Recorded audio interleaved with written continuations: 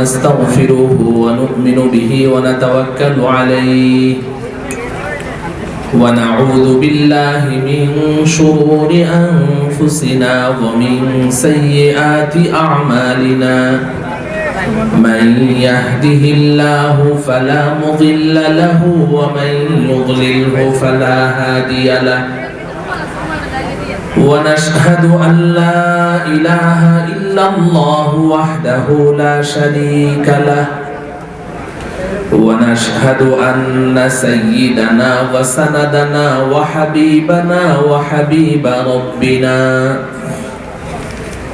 وطبيبنا وطبيب قلوبنا ومولانا محمدا عبده ورسوله أرسله الله إلى كافة الناس بشيرا ونذيرا وداعيا إلى الله بإذنه وسراجا منيرا أما بعد فقد قال الله تعالى في كلامه المجيد والفرقان الحميد أعوذ بالله من الشيطان الرجيم بسم الله الرحمن الرحيم ومن آياته أن خلق لكم من أنفسكم أزواجا لتسكنوا إليها وجعل بينكم مودة ورحمة وقال تعالى من عمل صالحا من ذكر أو أنثى وهو مؤمن فلنحيينه حياة طيبة ولنجزينهم أجرهم بأحسن ما كانوا يعملون وقال رسول الله صلى الله عليه وسلم لا يؤمن أحدكم حتى يكون هواه تبعا لما جئت به صدق الله مولانا العظيم وصدق رسوله النبي الكريم ونحن على ذلك من الشاهدين والشاكرين والحمد لله رب العالمين সকলে একবার দরুদ ইব্রাহিমি পড়ে নিন اللهم صل على محمد وعلى آل محمد كما صليت على إبراهيم وعلى آل إبراهيم إنك حميد مجيد اللهم بارك على محمد وعلى آل محمد كما باركت على إبراهيم وعلى آل إبراهيم إنك حميد مجيد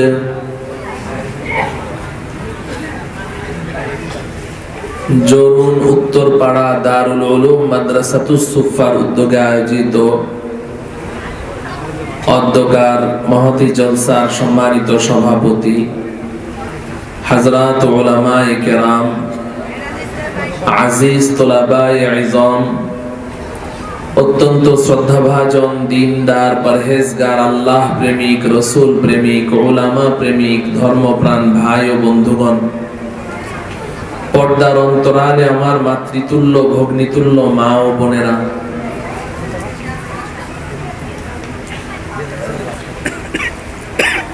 আমার পরে যিনি বয়ান করবেন অত্যন্ত আকর্ষণীয় আলোচনা করেন আপনারা সকলেই তাকে চিনেন উনি এখন আসতে চেয়েছিলেন, আমি ওনাকে বসিয়ে রেখে আমি চলে এসেছি। দুইজনেই খাবার খেতে বসেছিলাম, হাত ধুয়ে এক লোকমা খাবার মুখে দিয়েছি, আর ওই বেচারা এখনো লোকমা মুখে দেয়নি। এই অবস্থায় ডাক এসেছে। তো উনি যখন খাবার থেকে উঠে চলে আসছেন, আমি ওনাকে বসিয়ে রেখে যে আপনি খান, আমি যাই। শারীরিকভাবে আমি অসুস্থ, কথা বলার মতো খুব বেশি এনার্জি শরীরে নেই। তো মাওলানা ইনশাআল্লাহ আপনাদেরকে লম্বা চওড়া আলোচনা শোনাবেন, এজন্য তাকে আমি রিজার্ভ রেখেছি। আমি অল্প সময় তাকে আধা ঘন্টার মধ্যেই চলে আসতে বলেছি স্টেজে। অল্প সময় আপনাদের সম্মুখে দু চারটি কথা বলবো। আমার প্রিয় যুবক ভাইয়েরা, সাধারণত মাহফিলে গেলে অধিকাংশ শ্রোতাদেরকে সাদা দাড়িওয়ালা দেখা যায়। সাদা দাড়িওয়ালা শ্রোতাদের সংখ্যা মাহফিলে বেশি থাকে, কিন্তু আজকের এই মাহফিলটা বড় ব্যতিক্রম দেখছি। যুবকদের সংখ্যা বেশি। আমার মনে হয় যদি বলি 98% যুবক, তাও ভুল হবে না। সব যুবক দেখতে পাচ্ছি। আমার প্রিয় যুবক ভাইরা, আল্লাহ রাব্বুল আলামিন এই দুনিয়াতে আমাকে আপনাকে যত নিয়ামত দিয়েছেন, তার মধ্যে সবচেয়ে দামি নিয়ামতের নাম হলো ঈমান। বলেন ঈমান। ঈমান হচ্ছে সবচেয়ে দামি নিয়ামত। এই দুনিয়ার বুকে ঈমানের চেয়ে দামি সম্পদ আল্লাহ পাক কাউকেই দান করেন নাই। এমনকি আল্লাহ পাকের সবচেয়ে প্রিয় বান্দা নবী রাসূলগণ, এই নবী রাসূলদেরকে আল্লাহ রাব্বুল আলামিন যে নবুয়ত ও রিসালাতের নিয়ামত দিয়েছেন, পয়গম্বরীর নিয়ামত দিয়েছেন, এই নবুয়ত ও রিসালাতের নিয়ামতের চেয়ে তাদের নিকটে ঈমানের নিয়ামতের মূল্য আরো বেশি ছিল। আমার আপনার মধ্যে যদি ঈমান আছে তো সব আছে, ঈমান নেই তো কিচ্ছু নেই।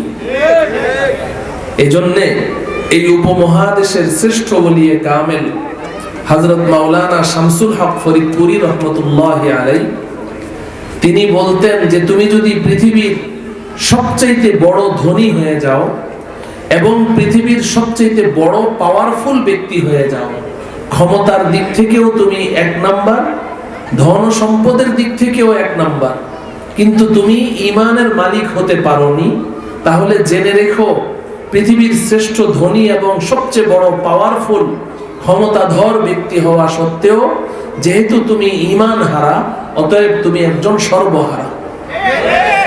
যে ঈমান হারা সে সর্বহারা, তার কিচ্ছু নেই। কারণ কি?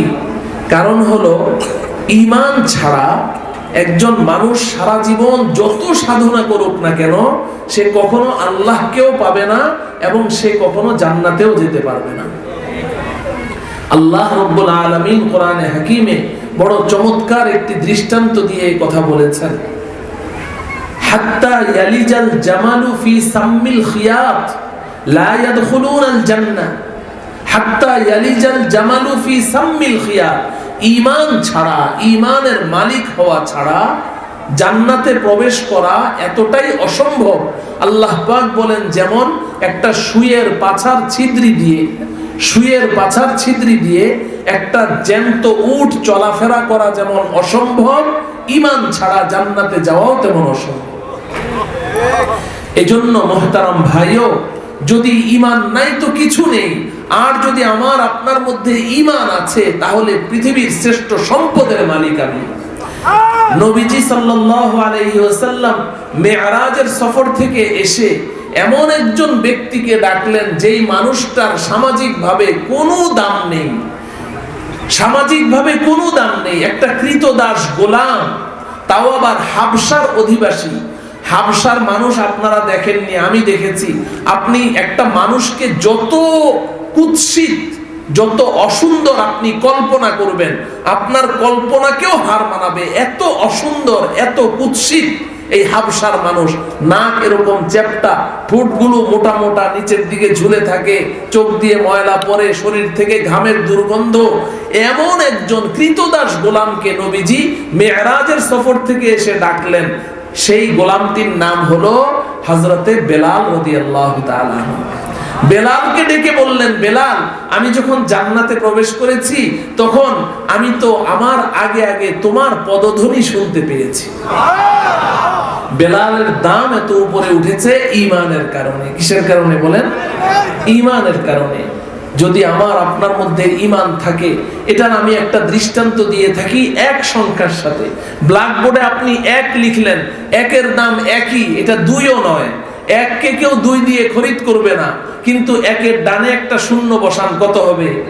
10। আরেকটা দিলে 100, আরেকটা দিলে 1000, আরেকটা দিলে 10,000, আরেকটা দেন 1 লক্ষ, আরেকটা দেন 10 লক্ষ, আরেকটা দেন 1 কোটি।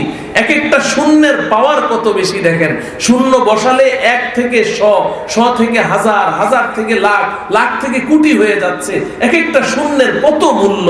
আমার মতো এমন বোকা শোকা একটা ছাত্র, সে দেখছে যে শূন্যেরই তো সব পাওয়ার, শূন্যেরই তো সব দাম, একের তো কোনো দাম নেই। ও বলল কি, একটা মুছুনি দিয়ে এই বাঁ দিকের একটাকে মুছে দিল, আর বাকি সব ঠিকঠাক আছে। এবার বলেন 1 কোটির মধ্যে কত বাকি রইল? হ্যাঁ, কিচ্ছুই নাই। অথচ সবই আছে। আপনারা বলছেন কিচ্ছু নাই, বাস্তবেও কিচ্ছু নাই। অথচ এতক্ষণ আমি ভেবেছিলাম শূন্যের পাওয়ার, শূন্যের পাওয়ার। আসলে কি পাওয়ার শূন্যের হাতে না ওই একের হাতে? মুহতারাম ভাইও, আমার প্রিয় যুবক ভাইয়েরা, ঠিক এভাবে বুঝেন, আপনার ঈমানটা হলো ওই একের মতো একটা পাওয়ার। যদি আপনার আমার মধ্যে ঈমান নামের ওই পাওয়ার আছে, তাহলে আমার আপনার দাম আল্লাহ পাকের কাছে কত বেশি, কত বেশি। নবীজি সাল্লাল্লাহু আলাইহি ওয়াসাল্লাম দৃষ্টান্ত দিয়ে বলছেন, ওয়া আনতালকা আখাকা বিওয়াজহিন তালিকিন সাদাকাতুন। তোমার মধ্যে যদি ঈমান নামের ওই পাওয়ার থাকে, তাহলে তোমার দাম কত বেশি শুনে নাও।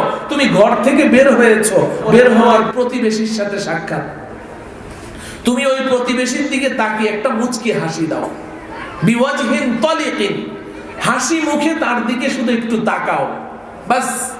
নবীজি বলেন, যেহেতু তোমার মধ্যে ঈমান নামের ওই সম্পদ আছে, তুমি তার দিকে একটু মুচকি হাসি দেওয়া মাত্র তোমার আমলনামায় একটি কবুল সাদকার সওয়াব লিখে দেওয়া হবে। বলেন, এটা কি হাসির মূল্য না ঈমানের মূল্য? ঈমানের মূল্য, ঈমানের মূল্য। আমরাও হাসি, বেঈমানরাও হাসে, কিন্তু ওদের হাসির তো এত দাম নেই, অথচ আমাদের চেয়ে ওরা আরো বেশি হাসে, ঠিক কিনা? একটু মুচকি হাসি দিলাম, হাসিটার দাম আল্লাহর কাছে কত বেশি। নবীজি বলেন, হাত্তা আন তারফা লুকমাতান ফি ফিমরাতিকা সাদাকাতুন। যদি তোমার মধ্যে ঈমান নামের পাওয়ার থাকে, দৌলত থাকে, সম্পদ থাকে, তাহলে তোমার দাম তুমি জেনে নাও। তুমি দস্তরখান বিছিয়ে খাবার খেতে বসেছো, একদিকে তুমি বসে খানা খাও, অপর দিকে তোমার প্রিয়তমা স্ত্রী তোমাকে খাবার বেড়ে দিচ্ছে, খাবার পরিবেশন করছে, খাবার উঠিয়ে দিচ্ছে, তুমি বসে বসে খানা খাচ্ছ। খানা খেতে খেতে 1 লোকমা খাবার নিজের মুখে না দিয়ে তোমার বিবির মুখে দিয়ে দাও। নবীজি বলেন, এই একটা লোকমা খাবার তোমার স্ত্রীর মুখে তুলে দিয়েছো, সাথে সাথে তোমার আমলনামায় একটি কবুল সাদকার সওয়াব লিখে দেওয়া হবে। আচ্ছা ভাই, এই স্ত্রীর মুখে 1 লোকমা খাবার তুলে দেওয়া, এটা কি খুব কঠিন কাজ? হ্যাঁ, খুব কঠিন কাজ। সবাই বলছে না, অনেকের কাছে কঠিন। সহজ? সহজ। করেন কয়জনে? কাজটা তো সহজ, কিন্তু করছেন কয়জনে? মুখে মুখে তো অনেক প্রেম নিবেদন করা হয়, ভালোবাসা, কিন্তু রাসূলের সুন্নাত তরিকায় একজনও নাই, একজনও নাই। বলছি তো সহজ। এই সহজ কাজগুলো, নবীজির জীবনের এই সহজ সহজ সুন্নতগুলো, এগুলো আমাদের নিজেদের জীবনে প্র্যাকটিস না করার কারণে এগুলো এখন এমন কঠিন হয়ে গেছে, এমন কঠিন হয়ে গেছে যে এখন যদি কাউকে হুকুম করা হয় যে তুমি তোমার বিবির মুখে আজকে 1 লোকমা খাবার তুলে দাও, ওর মাথায় আকাশ ভেঙে পড়বে, যেটা কি করে সম্ভব। অথচ এগুলো নবীজির জীবনের সুন্নত, সহজ সুন্নত। আমরা সবাই বললাম যে না হুজুর কঠিন না, এটা খুব সহজ কাজ। সবাই তো এই কথা বললাম যে কঠিন না, সহজ বলছি, কিন্তু করছি না তো। এই না করতে করতে এগুলো আমাদের জীবনে অনেক কঠিন হয়ে গেছে। কতটা কঠিন হয়েছে আমি আপনাদেরকে ঘটনা শোনাই। মাওলানা তারেক জামিল সাহেবের নাম শুনেছেন? উনি বলেন যে এক লোক তার বিবির নামে বিচার দেয়, স্ত্রীদের নামে খালি বিচার দেয়, স্ত্রীর নামে, আর তার বিবি ফোন করে তার নামে বিচার দেয়।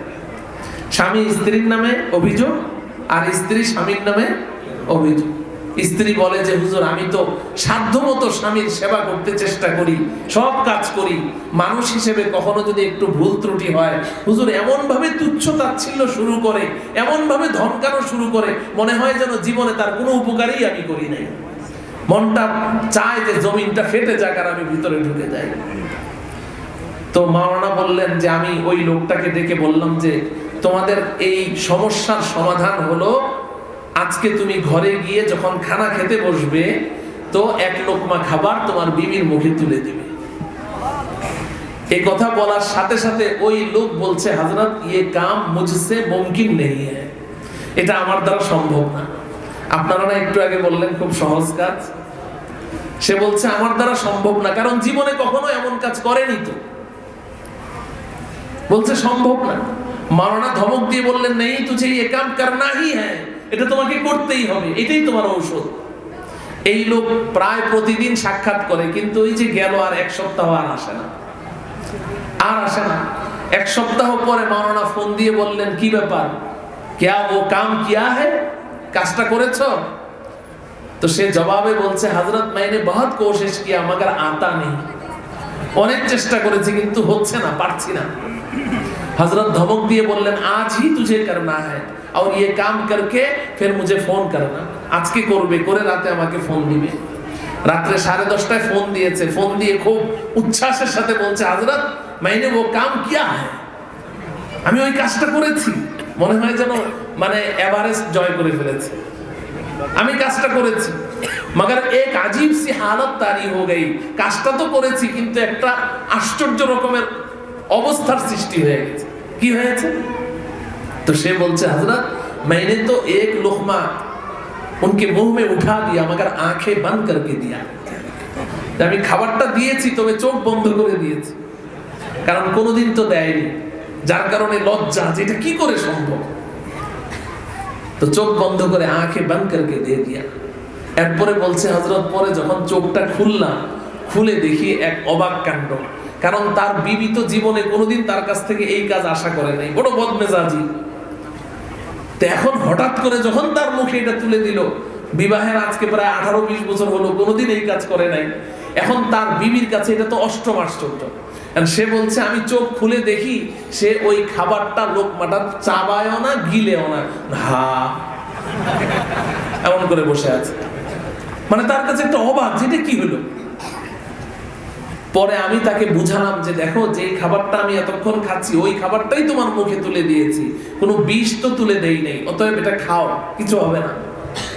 পরে তার বিবি ওই খাবারটা খেয়েছে, খাওয়ার পরে বিবি ওই স্বামীকে জিজ্ঞাসা করছে তুঝে কিসনে ইনসান বানায়া, তোমাকে মানুষ বানাইলো কে? আমার প্রিয় যুবক ভাইরা, আমি কথাটা কেন বলেছি একটা কারণ আছে। কারণ হলো যে আমরা আমাদের এই পারিবারিক জীবনটা, স্বামী স্ত্রীর এই যে বৈবাহিক জীবনটা, এটা আল্লাহর পক্ষ থেকে আমাদের জন্য একটা অনেক বড় নিয়ামত, অনেক বড় নিয়ামত। আল্লাহ রাব্বুল আলামিন কোরআনে হাকিমে এটা নিয়ে গর্ব করেছেন। আমি ওই আয়াতটা তেলাওয়াত করেছি আপনাদের সম্মুখে, যুবক ভাইদেরকে দেখতে পাচ্ছি তো এই জন্য বলছি।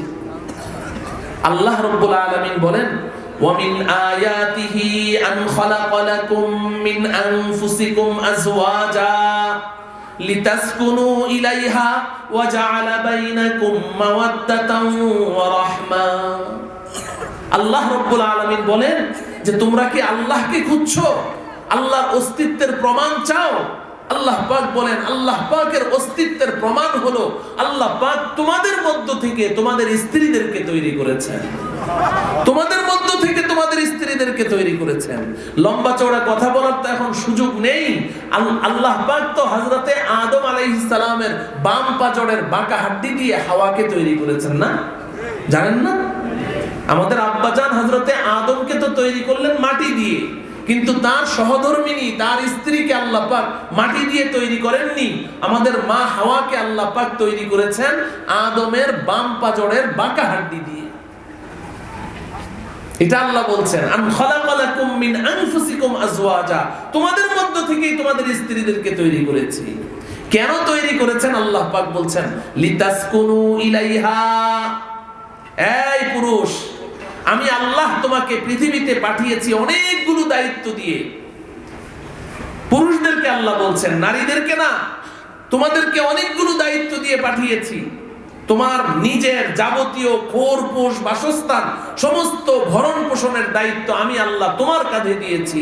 তোমার স্ত্রীর যাবতীয় ভরণ পোষণের দায়িত্ব আমি আল্লাহ তুমি পুরুষের কাঁধে দিয়েছি। তোমার সন্তান সন্ততির যাবতীয় ভরণ পোষণের দায়িত্ব আমি আল্লাহ তুমি পুরুষের কাঁধে দিয়েছি। তোমার বৃদ্ধ বৃদ্ধা বাবা মায়ের যাবতীয় ভরণ পোষণের দায়িত্ব আমি আল্লাহ তুমি পুরুষের কাঁধে দিয়েছি। সমাজ পরিচালনার দায়িত্ব আমি আল্লাহ তুমি পুরুষের কাঁধে দিয়েছি। এমনকি রাষ্ট্র পরিচালনার দায়িত্ব আমি আল্লাহ তুমি পুরুষের কাঁধে দিয়েছি। নাকি নারীদের কাঁধে দিয়েছে? রাষ্ট্র পরিচালনার দায়িত্ব আল্লাহ কাকে দিয়েছেন? হ্যাঁ, না সন্দেহ আছে আপনাদের? কাদেরকে দিয়েছে? পুরুষদেরকে দিয়েছে।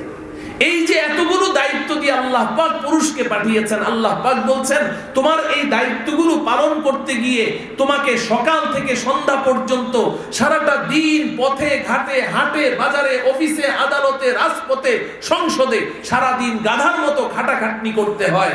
যখন তোমার এই সারাদিনের খাটনি শেষ হয় আর পেটে ক্ষুধা, তৃষ্ণা, শরীরে ক্লান্তি, মাথায় হাজারো টেনশন, এই সব কিছু নিয়ে তুমি সন্ধ্যাবেলা তোমার ঘরে আসো। ঘরে আমি এমন একটা নিয়ামত রেখেছি, আল্লাহ পাক বলছেন তোমার নেককার, পরহেজগার, পর্দানশীল একজন স্ত্রী নামের একটা নিয়ামত রেখে দিয়েছি। তুমি অফিস থেকে আসো, তোমার প্রচন্ড ক্ষুধা, তৃষ্ণা, ক্লান্তি, টেনশন, ঘরে এসে দরজাটা নক করো। তোমার প্রিয়তমা স্ত্রী দরজাটা খুলবে, তুমি সালাম দিবে, সে মুচকি হাসি দিয়ে সালামটা রিসিভ করবে। তার এই হাসিটা দেখা মাত্রই, সালামের আওয়াজটা তোমার কানে আসা মাত্রই নিমিষের মধ্যে তোমার সমস্ত ক্লান্তি, তৃষ্ণা, সমস্ত টেনশন দূরীভূত হয়ে তুমি একটি জান্নাতি প্রশান্তি অনুভব করবে। আল্লাহ পাক বলছেন কেন কেন তোমার মধ্যে এই শান্তিটা আসবে? আল্লাহ বলছেন ওয়াজআলা বাইনাকুম মাওয়াদ্দাতাও ওয়া রাহমা। আমি তোমাদের স্বামী স্ত্রীর মধ্যে একটা অদৃশ্যের ভালোবাসা, স্নেহ, মায়া, মমতা, আদর, সোহাগের একটা বন্ধন আমি আল্লাহই তৈরি করে দিয়েছি। আমি আল্লাহ তৈরি করে দিয়েছি। মুহতারাম ভাইও, এই স্বামী স্ত্রীর সম্পর্ক, বৈবাহিক সম্পর্ক, এটা আল্লাহ পাকের নিয়ামত। আকাবিরিনরা লিখেছেন যে জান্নাতে আল্লাহ পাক আমাদেরকে যেই নিয়ামতগুলো দিবেন মৌলিকভাবে, জান্নাতে তো কত নিয়ামত দিবেন আল্লাহই ভালো জানেন, এবং এই নিয়ামতের কোয়ালিটি কি হবে আল্লাহই ভালো জানেন। আমরা তো কেউ কল্পনাও করতে পারি না। তবে মৌলিকভাবে যেই নিয়ামতগুলো জান্নাতে আল্লাহ পাক দিবেন, তার মধ্যে একটি নিয়ামত হলো জান্নাতেও স্বামী স্ত্রীর বৈবাহিক সম্পর্ক অটুট থাকবে। ওই জান্নাতে স্বামী স্ত্রীর সম্পর্কের মজা কেমন হবে, স্বাদ কেমন হবে, ওটা কোটি ভাগের এক ভাগ হলেও এটাকে অনুভব করার জন্য আল্লাহ রাব্বুল আলামিন দুনিয়াতেও আমাদেরকে বৈবাহিক সম্পর্ক দিয়েছেন। এটা জান্নাতের একটা নিয়ামত। কিন্তু বড় দুঃখজনক বাংলাদেশ প্রতিদিন রিপোর্ট করেছে ঢাকা শহরে প্রতি 100টা ফ্যামিলির মধ্যে 45টা ফ্যামিলি ডিভোর্স হয়ে যাচ্ছে। বাংলাদেশ প্রতিদিনের রিপোর্ট, এবং এটা গত 2 বছরের কাটিং আমার কাছে আছে। এই 2 বছরে এটা তো আরো উন্নতি হয়েছে, এখন তো আমার মনে হয় 50 আপ হয়ে গেছে। কথায় কথায় ডিভোর্স, কথায় কথায় তালাক। এই তালাকটা কি বুড়া বুড়িদের মধ্যে হয় না জোয়ানদের মধ্যে? কথা বলেন। জোয়ানদের মধ্যে, যুবকদের মধ্যে। এই তালাক হচ্ছে যুবকদের মধ্যে। বুড়া বুড়িকে ছাড়ে না, বুড়ি বুড়াকে ছাড়ে না, যুবকরা। ও যুবক, এই যে তালাক হচ্ছে, ডিভোর্স, এই তালাকটা কি শান্তির কারণে হচ্ছে না অশান্তির কারণে? অশান্তির কারণে।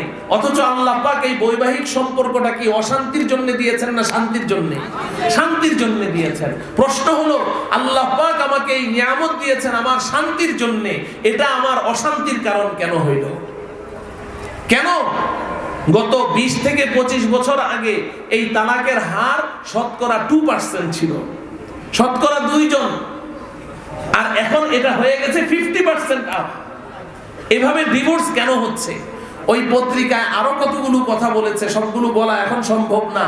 ওই পত্রিকায় লিখেছে যে স্বামীর তুলনায় স্ত্রীরা বেশি ডিভোর্স দিচ্ছে, স্বামীর তুলনায় স্ত্রীরা বেশি ডিভোর্স দিচ্ছে। 2 3 নম্বর আরেকটা কথা লিখেছে, এটা পত্রিকার রিপোর্ট তো বলতে ভয় নাই, আমরা বললে আবার বলবে মোল্লা কাট মোল্লা গালি দিবে। পত্রিকায় বলেছে যে যেই ফ্যামিলিতে স্বামী স্ত্রী দুইজনেই চাকরি করে ওদের মধ্যে ডিভোর্সটা বেশি হচ্ছে। এটা পত্রিকার কথা, আমি আপনাদের কাছে ক্ষমা চাই, পত্রিকায় লিখেছে।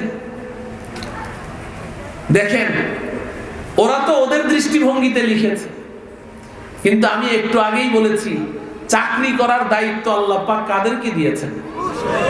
নারীদেরকে? কাদেরকে? পুরুষদেরকে দিয়েছেন, পুরুষদেরকে দিয়েছেন। পুরুষ কামাই করবে। নারীদেরকে আল্লাহ রাব্বুল আলামিন সৃষ্টি করেছেন দুর্বল করে। দুর্বলের অধিকার বেশি, সবলের দায়িত্ব বেশি। দুর্বলের অধিকার বেশি, সবলের দায়িত্ব বেশি। আপনি যদি বাজারে যান, আপনার 16 বছরের একটা ছেলে আর 5 বছরের আরেকটা ছেলে, দুইজনকে নিয়ে বাজারে গেছেন, বাড়ি থেকে 3 কিলোমিটার দূরে বাজার, বাজার করে এরপরে চাউলের বস্তাটা 16 বছরের ছেলের মাথায় দিবেন আর 4 বছরের বাচ্চাটাকে আপনার নিজের মাথায় নিবেন, নিয়ে এরপরে বাড়ির দিকে হাঁটা দিবেন, ঠিক না বেঠিক? হ্যাঁ, তো এখন 16 বছরের বাচ্চা যদি বাড়িতে এসে কান্নাকাটি শুরু করে যে মা আমার বাবার মতো এরকম জালেম আমি দুনিয়াতে আর দেখি নাই, আমিও তো ওনার সন্তান, আমার ওই 4 বছরের ভাইটাও তো ওনার সন্তান, দুইজনই তো ওনার সন্তান, অথচ বাবা কত বড় জালেম, চাউলের বস্তাটা আমার মাথায় দিল আর আমার ভাইকে নিজের মাথায় দিল, কত বড় অবিচার দেখো। এভাবে কান্না শুরু করলে মা তাকে এই বলে সান্ত্বনা দিবে যে বাবা এটাই ইনসাফ, এটা জুলুম না, এটাই ইনসাফ। তুই তো 16 বছর 17 বছর বয়স, তোর তো শরীরে শক্তি আছে, তুই তো শক্তিশালী সবল, এজন্য তোর দায়িত্ব বেশি। চাউলের বস্তা মাথায় নেওয়া এটা দায়িত্ব, আর তোর ভাই ও 4 বছর বয়স, ও তো দুর্বল, ওর অধিকার বেশি। বাপের কাঁধের উপরে উঠে চড়া এটা হলো অধিকার, আর চাউলের বস্তা মাথায় নেওয়া এটা হলো দায়িত্ব। তুই যেহেতু শক্তিশালী সবল এজন্য তোর দায়িত্ব বেশি, তোর ভাই যেহেতু দুর্বল এজন্য ওর অধিকার বেশি। বলেন ঠিক না বেঠিক? তো আল্লাহ রাব্বুল আলামিন নারীদেরকে দুর্বল করে সৃষ্টি করেছেন। স্রষ্টা তো আল্লাহ, আল্লাহই জানেন পুরুষরা সবল, পুরুষদেরকে মাটি দিয়ে শক্ত করে তৈরি করেছেন। নারীকে তো আদম আলাইহিস সালামের বুকের ভেতরের হাড় দিয়ে তৈরি করেছেন। তো পুরুষরা যেহেতু সবল এজন্য পুরুষদের দায়িত্ব বেশি। চাকরি করা এটা দায়িত্ব, এটা অধিকার না। আমাদের দেশের কিছু কুলাঙ্গা ওরা নিজেদেরকে বলে আমরা নারীবাদী সংগঠন। এই নারীবাদী সংগঠন এরা বলে নারীর অধিকার প্রতিষ্ঠা করবে। আল্লাহ বলে নারীদেরকে অধিকার দেয় নাই, ওরা অধিকার দিবে। নাউজুবিল্লাহ বলে। এই নারীবাদী সংগঠন নামের কতগুলো কুলাঙ্গার আজকে আমাদের মা বোনদের মাথাটা খারাপ করে দিয়েছে। বলে যে সমান অধিকার, নারী পুরুষ সমান অধিকার, পুরুষরা যদি চাকরি করতে পারে এটা যেমন ওদের অধিকার, তোমাদেরও চাকরি করা অধিকার। আরে বেওকুফের দল, চাকরি করা এটা অধিকার না, এটা তো দায়িত্ব। চাকরি করা কি দায়িত্ব? আরেকজনের এই রিকশা চালানো এটা বুঝি অধিকার না দায়িত্ব? ভ্যান চালানো অধিকার না দায়িত্ব? আরেকজনের গাড়ি ড্রাইভিং করা অধিকার না দায়িত্ব? সারাদিন বসে বসে ইট ভাঙা এটা অধিকার না দায়িত্ব? এগুলো সব দায়িত্ব। বাজার করে 1 মণ ওজনের চাউলের বস্তা মাথায় নিয়ে বাড়িতে আসা অধিকার না দায়িত্ব? এগুলো দায়িত্ব। আজকে এরা নারীদেরকে ধোঁকা দিচ্ছে যে আসো তোমাদেরকে অধিকার দেই। আসলে অধিকার তো কিছুই দেওয়া হয় নাই, বরং মা বোনদেরকে, যাদেরকে আল্লাহ রাব্বুল আলামিন তো রাজরানী বানিয়েছিলেন, রাজরানী। আল্লাহ পাক বলেন ওয়াকারনা ফি বুয়ুতিকুন্না ওয়ালা তাবাররাজনা তাবাররুজাল জাহিলিয়াতিল উলা। এই নারীরা তোমরা ঘরের ভিতরে থাকো, ঘরের ভিতরে থাকো। তুমি ঘরের ভিতরে থেকে তোমার কি কি প্রয়োজন তুমি শুধু কাগজ কলম নিয়ে খালি লিস্ট করবে, খালি লিস্ট করো। আমার সোনো লাগবে, আলতা লাগবে, পাউডার লাগবে, লিপস্টিক লাগবে, এটা লাগবে, ওটা লাগবে।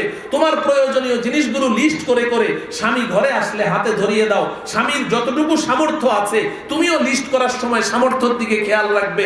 স্বামীও তার সামর্থ্য অনুযায়ী তোমার প্রয়োজনগুলো মিটিয়ে দিতে বাধ্য। এই দায়িত্ব স্বামীকে কে দিয়েছেন? আল্লাহ রাব্বুল আলামিন দিয়েছেন। তুমি ঘরে বসে বসে শুধু লিস্ট করবে আর লিস্ট ধরিয়ে দিবে। হায় রে নারী, তুমি তো রাজরানী ছিলে, কিন্তু ওই কতগুলো বাটপার ধোঁকাবাজ এরা তোমাদেরকে সমান অধিকারের কথা বলে ঘর থেকে বের করে এনে অধিকার তো মোটেও দেয় নাই, বরং তোমাকে বানাইলো ওই যে হসপিটালের ওই রোগীদের বেড কভার ধো, কাপড় চোপড় ধো, হসপিটাল ঝাড়ু দাও, অথবা বেশির চেয়ে বেশি গেটের পাশে রিসিপশনের মধ্যে বসে সেজে গুজে পর পুরুষদেরকে হাসি দিয়ে দিয়ে ওদেরকে আকর্ষিত করো। হায় রে রানী, তুমি তো ছিলে রাজরানী, এবার বের করে তোমাকে বানাইলো চাকরানী। চাকরানী বানাইলো, আর এখন খুব খুশি, সমান অধিকার পেয়েছি, অধিকার পেয়েছি। আমার প্রিয় ভাই ও বন্ধুগণ, আজকে যারা এই স্লোগান দেয় যে আমার দেশকে অর্থনৈতিকভাবে এগিয়ে নিতে হলে নারী পুরুষ কাঁধে